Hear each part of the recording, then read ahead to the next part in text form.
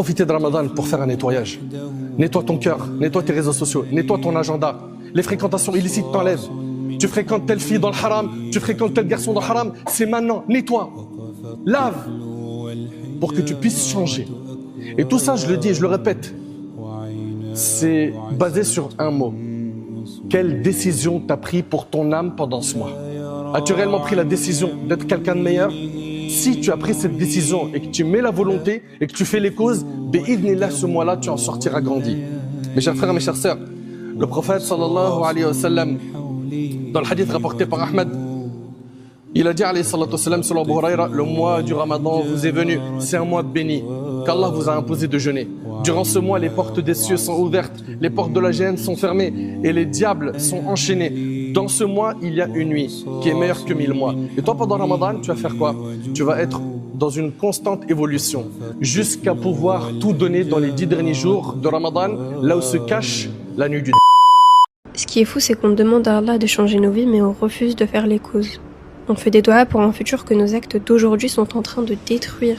Faire des doigts sans les asbab, c'est-à-dire les causes, ne sont qu'un souhait.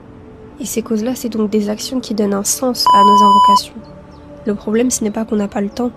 Le problème, c'est ce qu'on fait de ce temps qu'on a. Chaque soir, on se couche avec des intentions et chaque matin, on choisit de les repousser. Alors qu'au fond, on sait exactement ce qu'on devrait faire. Le temps, c'est une amana et chaque minute compte. Et pourtant, on la gaspille.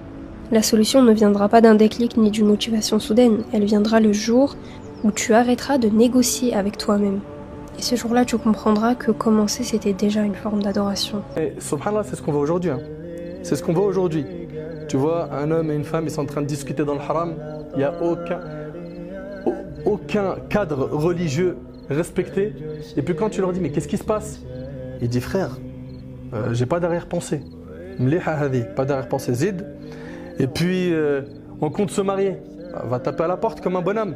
Mais il faut qu'on se connaisse. Que je sache, elle est plutôt sushi ou maki. Et puis il va commencer à creuser son dossier jusqu'à ce qu'il va se retrouver à commettre l'irréparable avec elle. Subhanallah, le diable lui insuffla de manger avec elle. C'est ce qu'il fit. Il dit, regarde, tu lui fais des rappels, t'es pieux, tu restes avec elle, elle est toute seule, mesquine. T'as mangé avec elle, touche-lui la main, mesquine. Il lui a touché la main. Peu à peu, je vous brûle les étapes. Cette complaisance est née entre eux jusqu'à ce qu'ils se sont embrassés. Et ça, ce sont les pas du diable. Allah tabaraka wa ta'ala nous a mis en garde contre le fait de suivre les pas du diable. Allah tabaraka wa ta'ala dit, Ya ayyuhalladhina amanu, la tattabi'u khutuwat ash-shaytan.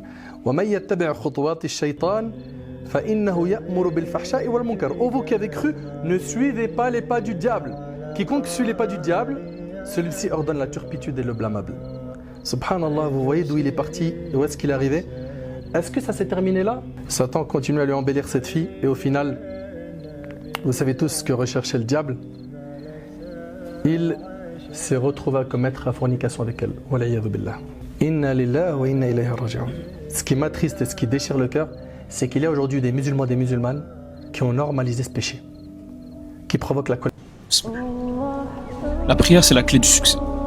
Quand tu y penses, il n'y a personne qui va te rencontrer 5 fois par jour, tous les jours, dans tous tes états. Que tu sois triste, dépressif, mélancolique, anxieux, confus. Il n'y a personne dans ce monde qui va t'accorder 5 fois par jour toute son attention et te laisser t'exprimer librement, sans filtre. Ce qui m'a personnellement aidé à me raffermir dans les prières, c'est de voir la prière comme un privilège que Dieu nous octroie. Un privilège car on a pendant un instant toute son attention, un lien direct avec lui. Toutes tes blessures, toutes tes pensées, toutes tes angoisses, tu peux les déverser. Lorsqu'on essaie de faire ça avec les humains, on n'a pas toujours l'effet désiré. Les gens vont te juger, les gens vont te voir comme faible, bien ils vont simplement juste pas te comprendre.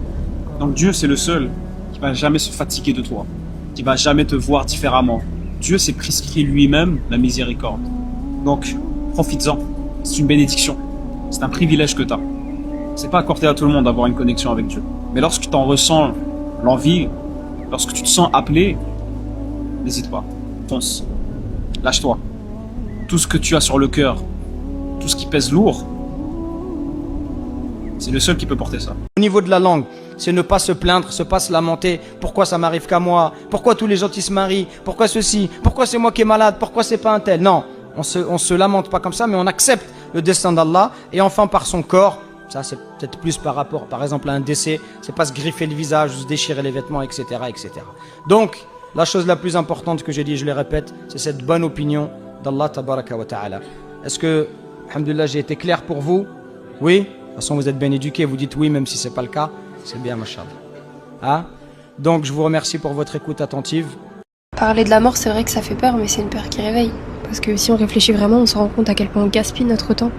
On remet tout à plus tard, le changement, le repentir, revenir à Allah, mais plus tard n'est pas garanti et demain ce n'est pas une promesse. Vis dans ce monde comme si tu étais de passage. Et quand on y pense, c'est exactement ça. On n'est là qu'un temps. Tout ce qu'on construit, tout ce qu'on accumule, tout ce qu'on croit être important, un jour ça ne sera plus là. La question qu'il faut se poser maintenant, c'est si je pars demain, qu'est-ce que j'emporte avec moi? Mes prières, est-ce qu'elles étaient sincères ou c'était juste par habitude? Est-ce que mes choix m'ont rapproché d'Allah ou c'était